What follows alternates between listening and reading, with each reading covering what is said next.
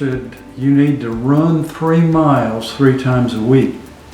So I started running like that, and pretty soon I was running a 10K every weekend somewhere. I started having bad Achilles tendonitis, and I learned that cycling was a good complementary exercise for Achilles tendonitis. So I thought, I'm a wheel guy. I've always loved anything with wheels.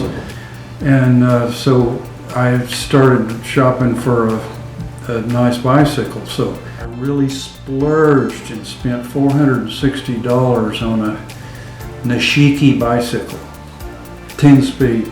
So I did some riding with the Chattanooga Bicycle Club on weekends. I got more and more serious about racing. It turned out that I was pretty good at it. An interesting thing was that I learned from that same doctor's visit, he did a VO max test on me, which I'd never heard of.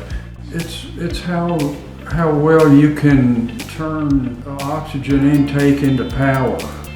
Sort of looked at me like, man, you have got a really high VO max. Oh, I do. That on top of high cholesterol? No, but that's good. It's good for an athlete. I started doing the Tennessee Bike Racing Association races when I was 62 years old. We started traveling every weekend through the racing season to some town in Tennessee to do a bicycle race, and it was really captivating for me. I was really competitive.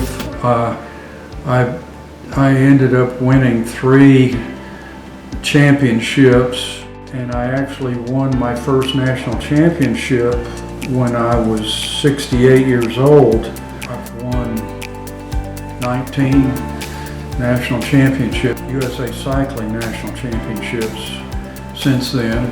The race across America, and of course, when someone's looking for the 3 best riders in the country to join him on the ultimate Ram team, and I was the first to be chosen, that was a big honor. It starts at Oceanside, California, literally on the beach, and it goes to Annapolis, Maryland.